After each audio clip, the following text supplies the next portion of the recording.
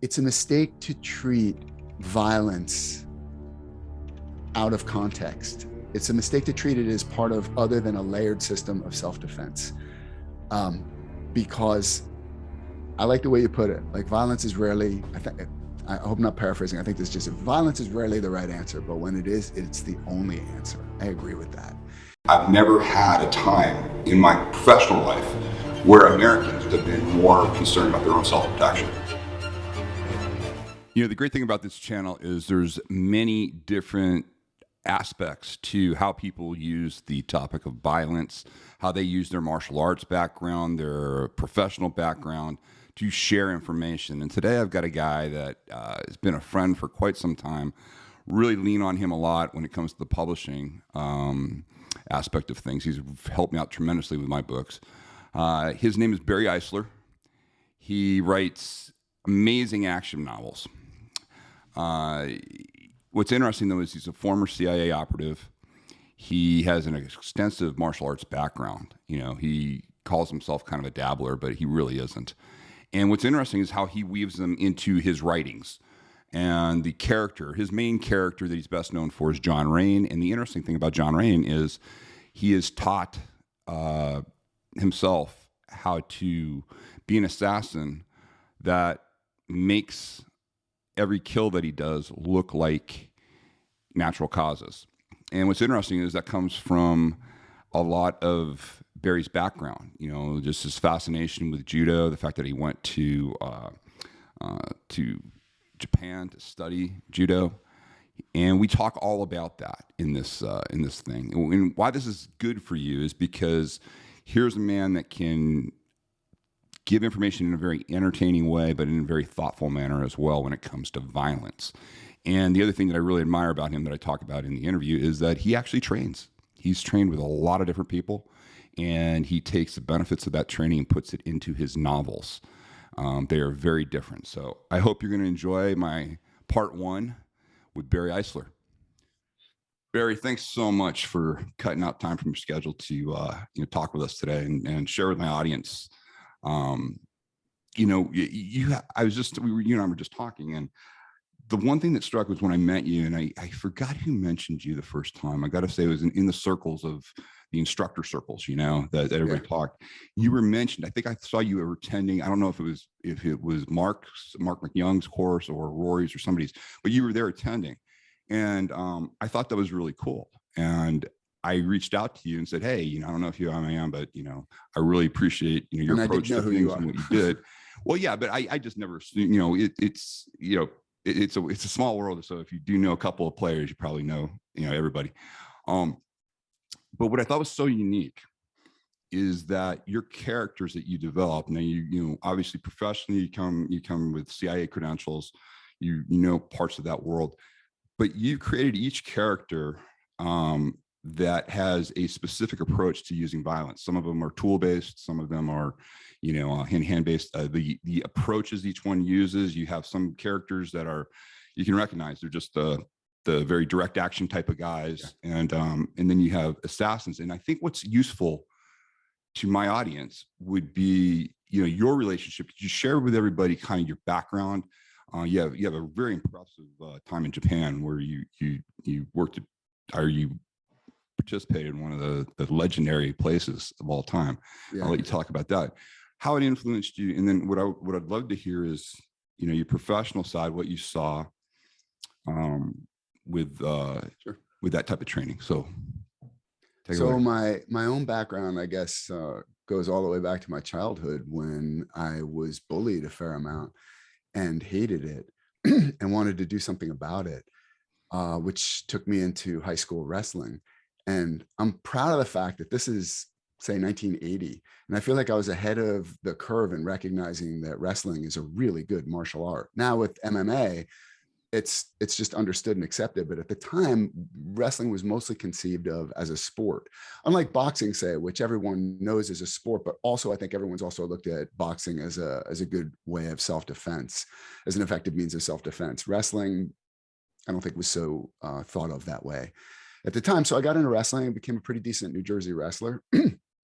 And that led to an interest in other martial arts. So when I was in college, I played around with karate, and it wasn't satisfying me, not because of anything inherent in the art, but I think anybody who's played around with almost anything will agree that the way you train is probably more important with regard to what you're going to take away for as an effective self-defense system than the art itself. And this class I was taking was much more about kata, and it was a big gym class. I just inherently, I didn't feel like it was going to help me that much in a self-defense situation. And the difference that I was aware of is that wrestling was force on force. And of course, a wrestling match is not the same as combat. It's not the same as a street fight, but still within a system of rules, your opponent is trying to do things to you as hard as he can, and you're trying to do things as hard as you can to him. And each of you is trying as hard as you can to defend. And that just made sense to me as something that could really help in the real world. So I transitioned from karate to boxing. And I don't want to make too much of it. I was a terrible boxer. I'm not a super coordinated person. Naturally, I blocked a lot of punches with my face, but still I learned how to throw a pretty good punch, learned what it was like to get hit, and it happens. And it's not something to be so terrified about. I mean, you just hit and you keep going, you get hit and you keep going. And that, again, for me was really effective for self-defense. And then I played around with a lot of other arts too. Made my way to Japan, trained really hardcore in judo at the Kodokan for a year. This is 1993 to 94. That was a great experience in a lot of ways, culturally and everything else. And again, culturally, how is that for a Westerner? It was fantastic for me. And this is what I've said. This is what I tell people when they ask me about Japan, like, oh, I had a bad experience, or I heard about a person who had a bad experience. Look, it's a big country and there are a lot of people, a lot of visitors. And so there are all sorts of experiences you can have. I had an almost universally good one. I encountered a little bit of racism from just some random strangers, but whatever. There are assholes in the world, and in Japan and America and everywhere else. But with almost everyone I dealt with, I had a great experience. And I think it was because I have a sincere interest and fascination with Japan. I loved living there. I think it's a wonderful culture. It's not a perfect culture. There's no such thing as that, but I think it's a wonderful culture. I was intensely curious about it. And I always comported myself in Japan as a guest, which I was. I'm a foreigner. And people respond well to that. Just like if someone comes into your house and the first thing he does is go in the refrigerator, put his shoes up, make himself at home before you've said, make yourself at home. It's a little off-putting. We know this commonsensically. But if you treat yourself as a guest when you are a guest, people will respond to that positively. So I had a great experience. And at the Kodokan too, it's funny, I just did a podcast with a friend of mine all the way back from our Kodokan days in 1993, a guy named Rene Dreyfus, who now runs an MMA studio in New York called Radical MMA. Rene's great. He had a karate background. He's brand new. Do you, I don't know if you've heard of him. Yeah, I think I follow him on Instagram. He's a great guy. Smart, terrific martial artist. And when we met, he had no grappling background. It's hard for me to imagine this, but I was a better grappler at the time than Rene. He was a total beginner, but he's now stratospherically beyond anywhere I ever went. Anyway, we both had a great experience there. And I think it's because we comported ourselves as guests. We were thrilled to be there. We're honored to be part of it. Never had any kind of problem. So that was my cultural experience at the Kodokan. And one other thing I'll mention, which I have a feeling other people have experienced in other contexts, and it's this. The magic of the Kodokan for me is that you get people from all over the world who they've come to Japan only because they want to train at the Kodokan. They don't care about anything else. I knew guys who worked in bowling alleys, gas stations, guys who lived in 6-mat apartments. That means one guy was telling me there was an earthquake, this guy from the Philippines, and he put his arms out to brace against both walls of it was his entire apartment. There's a shared bathroom down the hall.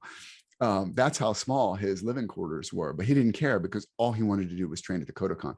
And when you have a culture that's built on that kind of shared passion, it is magic. It's just electrifying.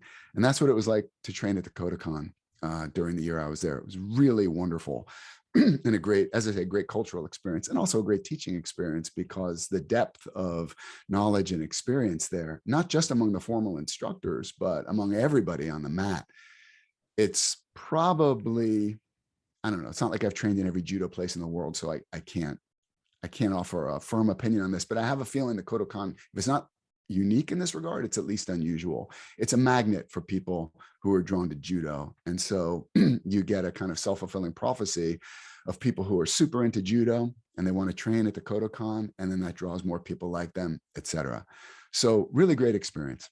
That's awesome. I will say this, well, all the martial arts I played around with judo, jiu-jitsu, karate, aikido, and then of course wrestling and boxing. In times where I've had any kind of a street encounter, it's been interesting to me that under adrenal stress, the skills that come to the surface are wrestling and boxing. And who knows why that is? I think they're most deeply programmed into my muscle memory. Makes a certain amount of sense. Those are the skills I've developed that have been most trained force on force for the longest time.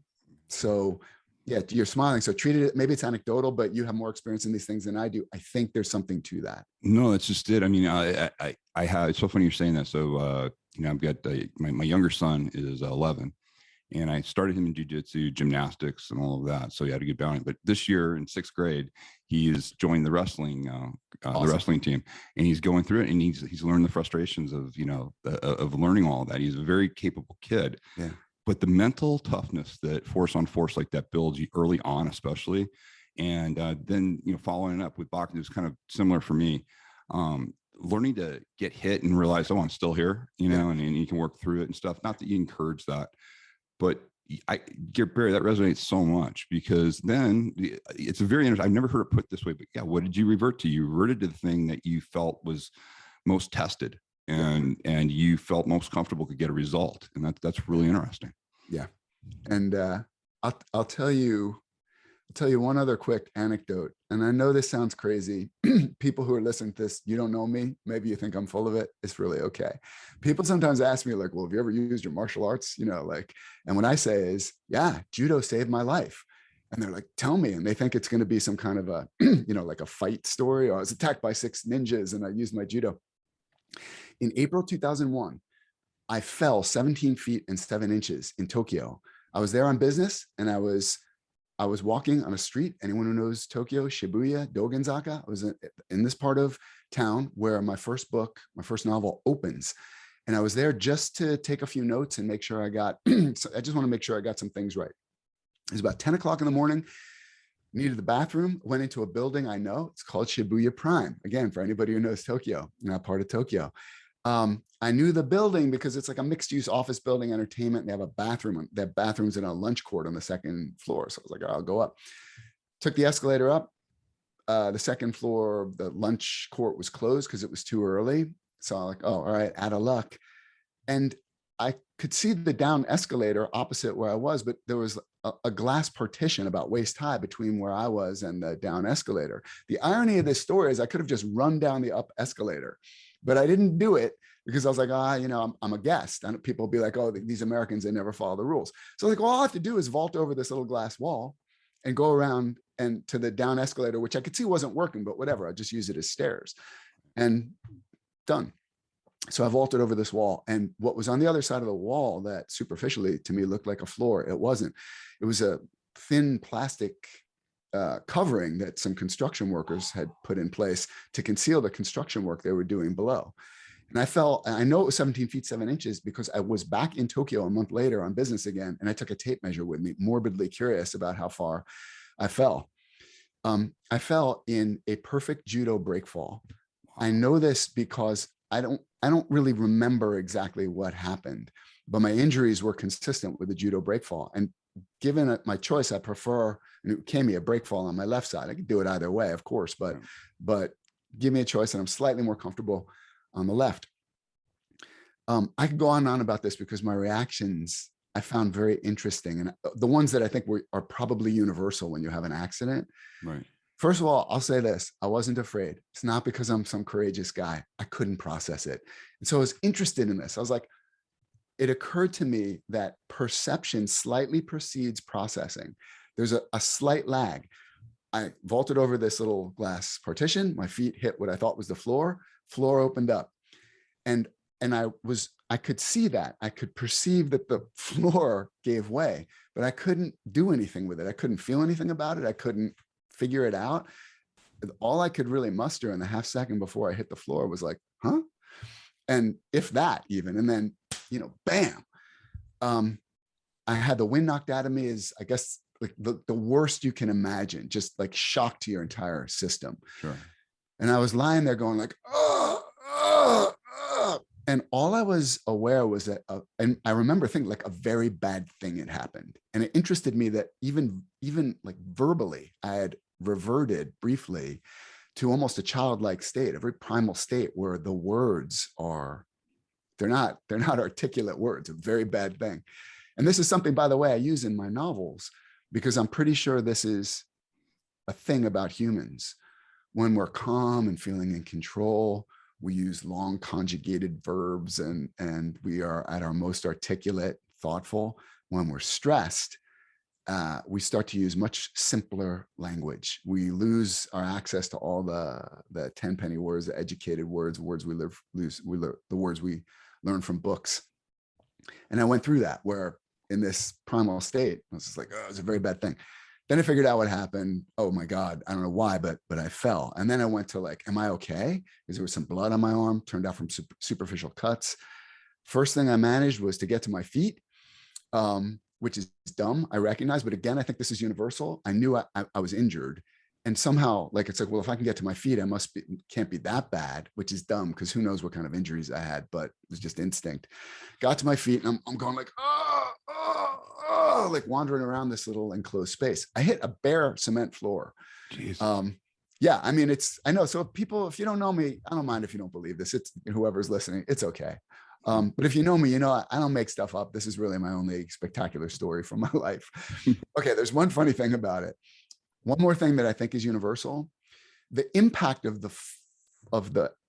fall was such that a couple things happened. One, I had a little PDA, a Palm 5, if anybody remembers though, because this was a long time ago, and it was in my front hip pocket of my pants. It was squashed, even though I landed on my butt again in a judo breakfall. Right. The impact was so forceful that the glass was shattered and the stylus was crushed into place in this device. The impact all the way through my body was that significant. The other thing that happened was I had notes because I've been taking notes for the book. They were folded. This is like 8 by 11, like printer paper, just regular paper, folded in quarters, and it was put in the inside pocket of the jacket I was wearing. It was blown out of the jacket by the force of the impact. It was amazing. And so I was wandering around this little, like, and I saw my notes and I thought, oh, thank God, that's like 2 days worth of notes. Wouldn't want to lose those. And again, I think this is, and I saw my glasses. Oh, glad got my glasses. I think this is common when you have a really bad event like this. Could be crime, could be victimized by a crime, could be an accident. I think we revert to quotidian things because it's comforting. It's like a denial of how bad what just happened was. I could be wrong, but I think this is common. All right, here's the last part of the story because it's funny. So when I don't know how long this went on. I wouldn't trust my perceptions of time, but I don't think that long, like maybe half a minute or so. I'm wandering around picking up my notes. And then I looked up and I saw 2 Japanese construction workers, hard hats and coveralls, staring at me like this. And again, like when you're in this state, it's a narcissistic state. You're not like learning to look at the world through other people's eyes and trying to get in their worldview, that kind of thing. That's a higher level skill. It's not what babies aren't good at it, and we're not good at it when we're stressed. So I saw these 2 guys and I knew I was badly hurt. I understood at this point that I'd fallen a long way. I, felt like I was in some kind of shock. And there's blood on my arm. And I didn't know what was causing that. So I walked up to them and said in perfect polite Japanese, "Sumimasen, otearai doku desho ka?" Which is like, pardon me, but could you tell me where the restroom might be? And in my mind, I'm like, because I want a mirror. I want to examine myself. Are my pupils dilated? Is my head bleeding? Like, I just want to examine myself for injuries. And these guys were just like, oh my God.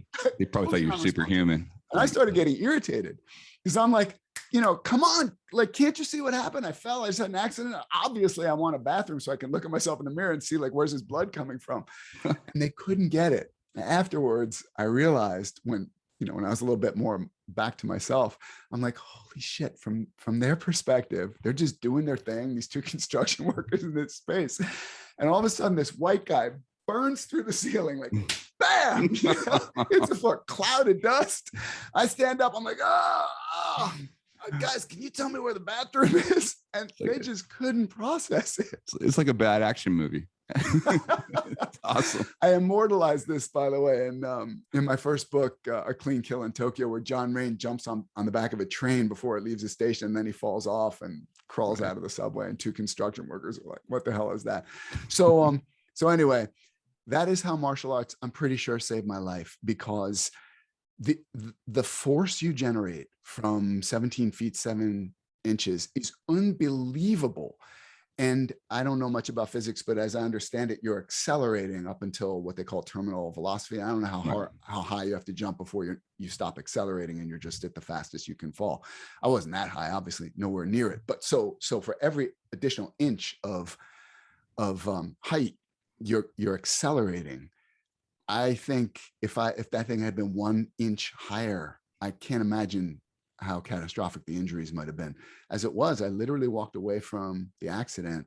I had horrific bruising in my butt, my heels, right, one arm, but my head was completely protected, consistent with what an Ukemi breakfall is designed to do. Your head hits your shoulder. I had whiplash, like you would get if somebody creamed you from the driver's side of your car, and my head just rocketed into my shoulder, but it didn't touch the floor.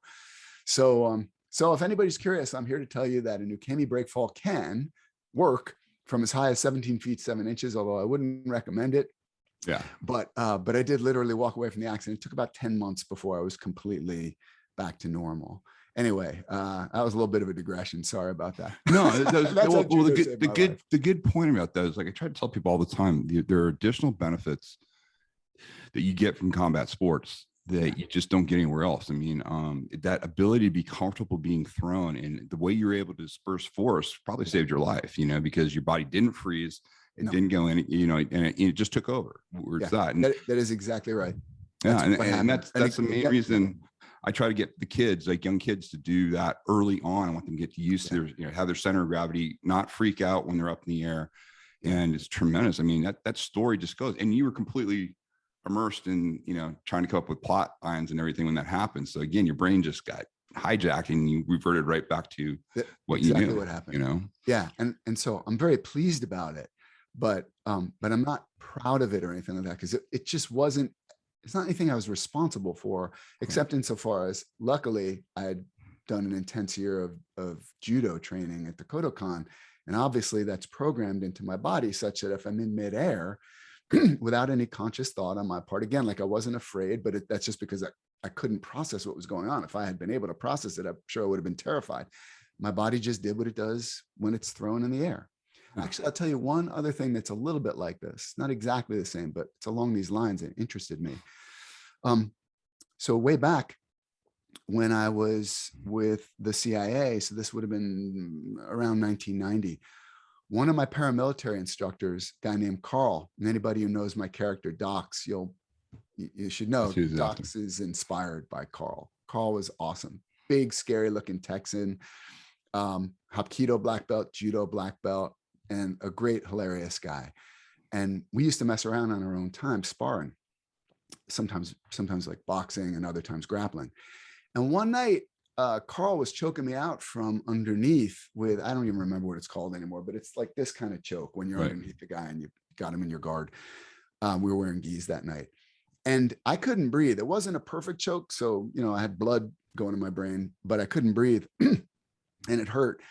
And I kept thinking my way through it. I was like, I gotta like, just do this, do that. And then I was like, okay, spiral out of it. He didn't quite have me in his guard.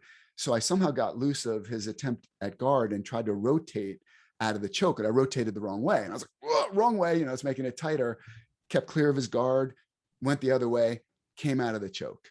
And afterwards I thought about it and I realized this is a benefit of jujitsu, judo, arts that involve real force on force strangulation techniques. You get comfortable being strangled. Right.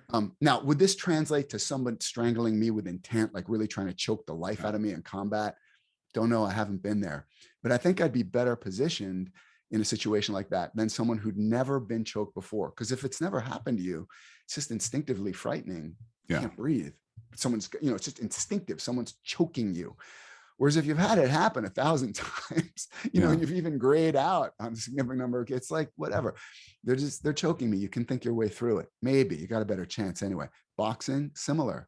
You get punched in the face so many times. It's not like the high point of anybody's day, but if it then happens to you, it's happened 1,000 times before. You don't really realize it that much until afterwards. And that's pretty useful self-defense skill, I think. Oh yeah. And in boxing, I remember the years that I did boxing. I grew up on Navy bases. And so the Marines always were teaching boxing and judo. Yeah.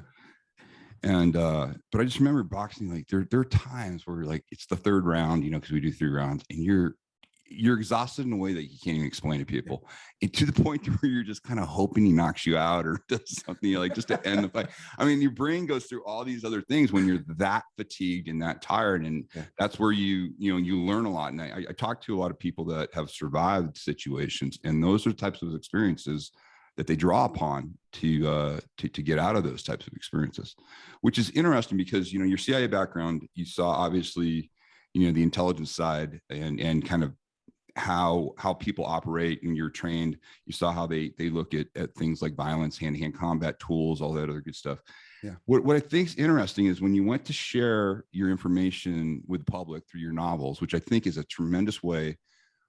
I've always imagined, like you said, you had Carl as Docs, one of your characters here, but I imagine you're able to tell the story you couldn't tell, through these people, which is amazing because I get it. I think of instances that happen in my life, and I go, if you novelize it and go through, you can teach all the principles, get the right point, and still protect everybody. From what the actual incident was. My question to you is, your main character, John Rain, what I always found is it's the intelligent use of violence. It's not just, his skill set as an assassin. His skill set is specifically making it look like the victim died from natural causes. He has a very specific skill set that's unique that way. What did you learn, through your training and everything? And was there a character? Because the other thing that's interesting is the character is half Asian, half Western, and he really doesn't have a home. And that's a really cool theme. And it's a really cool mixture of the martial arts and combat sports that you do. You have Eastern and you also have some Western there. I'm not as sure as where Rain came from. Like Docs was obvious to me, what the jumping off point was.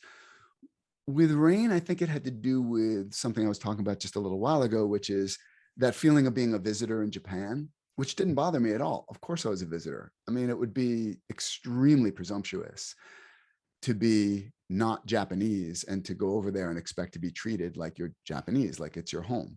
Right. So I had a good experience, but it did get me to thinking what it would feel like to be treated as a visitor or as an alien in a place that actually rightfully was your home. And that was part of what went into my conception of this guy, Rain, whose mother was American, whose father's Japanese, and grew up in both countries. And so the way we describe someone like Rain is always half American, half Japanese. But especially for Rain, it's really a misnomer. He's fully both. His English is native, like yours or mine. So is his Japanese.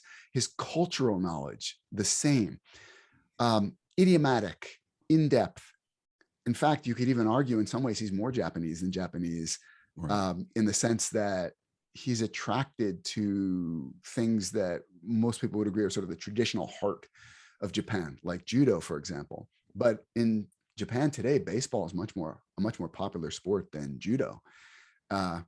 So Rain rightfully considers himself like, hey, I'm Japanese, but they look at his face and recoil, especially for a guy like Rain, who was born in 1952. Things have changed in Japan since then. By the way, I understand this too. It used to be that if you're a foreign face in Japan speaking perfect Japanese, this is not an experience I had. My Japanese it was pretty good. It's gotten a little rusty, but nobody would ever confuse me. Like if you talk to me on the phone, you wouldn't think I'm a native speaker. It's right. Accented. It's just obviously learned later in life. But if you could speak native level Japanese, but with a foreign face, people would recoil from you. And sometimes this is held up as evidence of how racist a society Japan is. And Japanese can be pretty racist. That's true. But at the same time, I feel like, hey, cut them some slack. Because if you see the same kind of face producing certain sounds all the time, your whole life, and it's always a Japanese face, and suddenly it's a non-Japanese face producing those perfect sounds, communicating in Japanese, of course you're going to be like, what the hell? It would be like a monkey doing it. I mean, what would you do if a monkey walked up to you and said, blah, blah, blah? You'd be like, what the hell? So that, I think, had a lot to do with that reaction. Before television, once television became like the mass television market, Japanese got used to seeing foreigners who could speak perfect Japanese, even though the phenomenon is still somewhat rare. Anyway, so I started thinking about rain in these terms. And then I wondered, what would it be like to combine extensive classical martial arts training so that structurally and in terms of power generation, those sorts of things, you could do everything right. You could generate the maximum amount of power. You could be the quickest about avoiding blows. You would be as elegant a fighter as you could imagine. And I use that word deliberately. To me, elegant means like the most bang for the buck, the most efficient generation of force, or the most efficient way of avoiding force. You could do all that, but then combined with extensive combat, real world combat experience, you would be talking about a very dangerous person. Like we were saying a little while ago. So if you've got judo or jujitsu experience, you get choked, it's no big deal. You're a boxer, you get hit, it's no big deal. If you've been in innumerable violent encounters, fights, combat, all of it, the full range, are you going to get freaked out when it's, your next violent encounter? Again, it's not maybe not be the high point of your day, but you've done this 100 times, maybe 1,000. Your body's just going to do what it does. And it knows what to do because you've got the classical arts training and also all the experience. So that was part of what made me curious about this character. And then there's one other thing, and this goes back, actually connects with Mark McYoung. So part of CIA training, anti-terror training, was something that I think most people wouldn't have known about at the time, because this is 1989. It's 1989 for me, maybe 1990.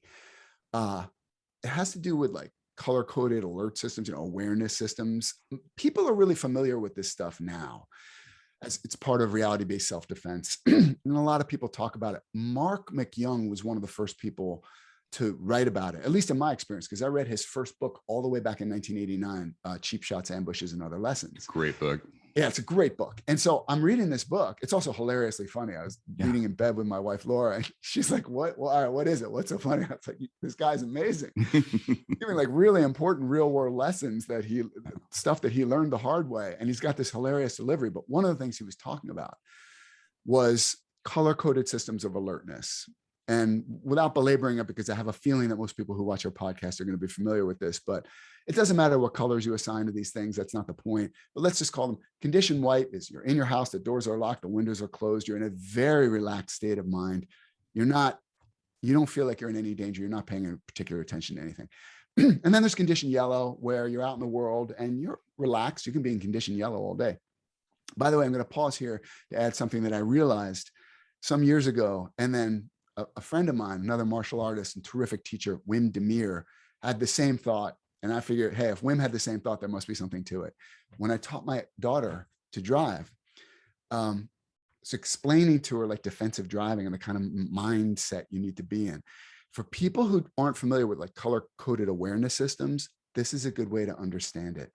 You know what you are when you're driving your car? You're not in condition white. You shouldn't be. I hope you're not, because you can't react if you're in condition white. Condition yellow is you're just looking around in the world. What's going on? Is everything cool? If everything's cool, then I'm cool. And you can be in condition all day long. I mean, all of us have had the experience of driving many, many hours. And it's, at the end of a long day of driving, 10, 12, 14 hours, you're tired, but you did it. You can do it. And you're in condition yellow that whole time.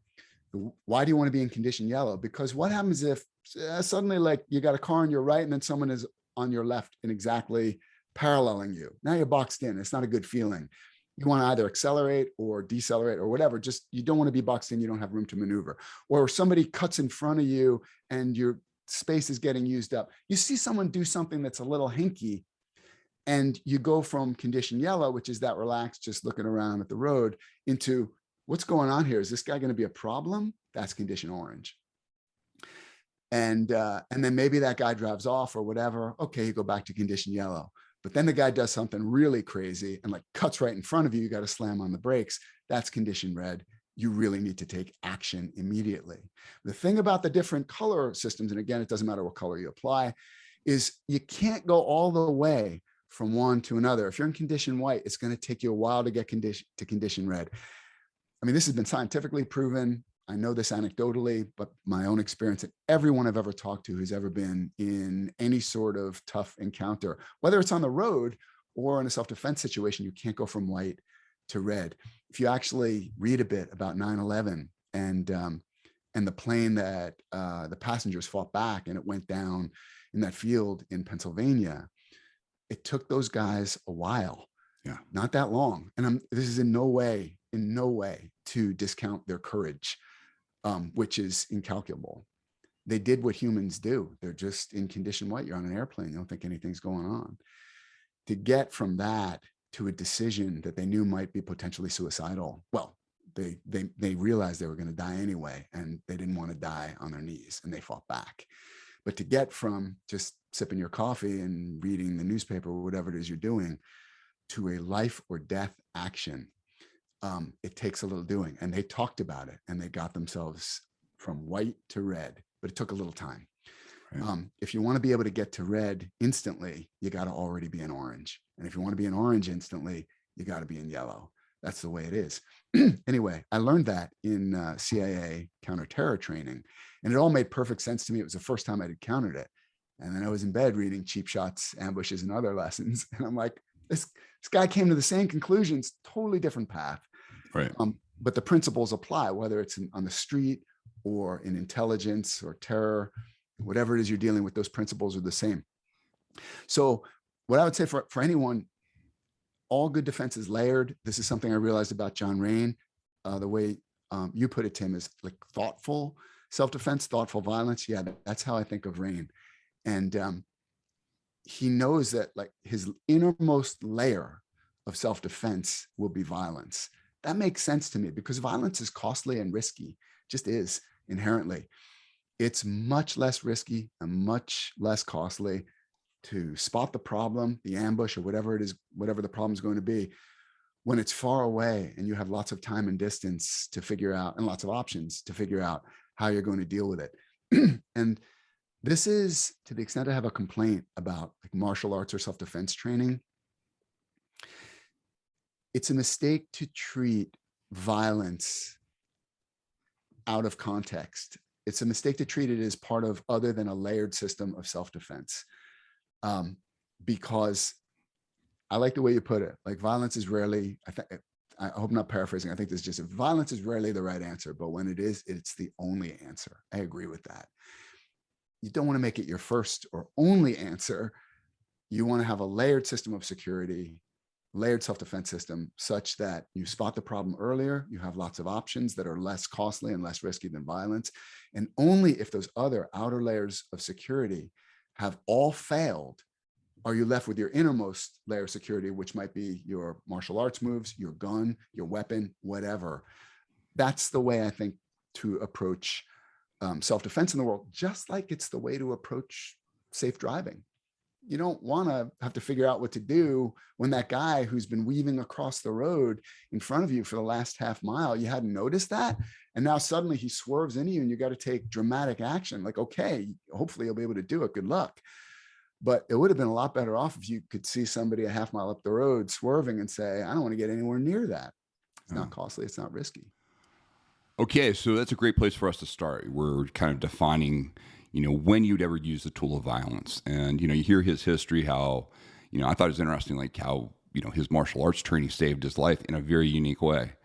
It wasn't him actually having to be in a conflict. It was that because he understood how to slap out, because he understood how to fall correctly, he took a huge fall and was able to essentially walk away from it. On that, it's just the ancillary benefits that you get from training are really, really interesting. We will end it here, and then the next part is where we're going to get more into kind of the training, how he incorporates it in the novels, and what he thinks about self-defense, and where we're at today with the industry. So again, very interesting time with him. And again, I'm so thankful. This guy's so busy. He's right in the middle of writing right now, and he took the time to talk to you guys. So I hope you appreciate it. Now listen, make sure if you like these subjects and you want to go more in depth, you go to timlarkin.com, sign up for your free masterclass. It's absolutely free. Just give us your email. We'll start going more in depth in this. And then please support the channel. Send out any videos to any of your friends that you think might be interested in the subject. Please ask them to subscribe. That's how we grow, and that's how we keep things going, because it takes a lot of work to do these videos, and I really need your support. So thank you.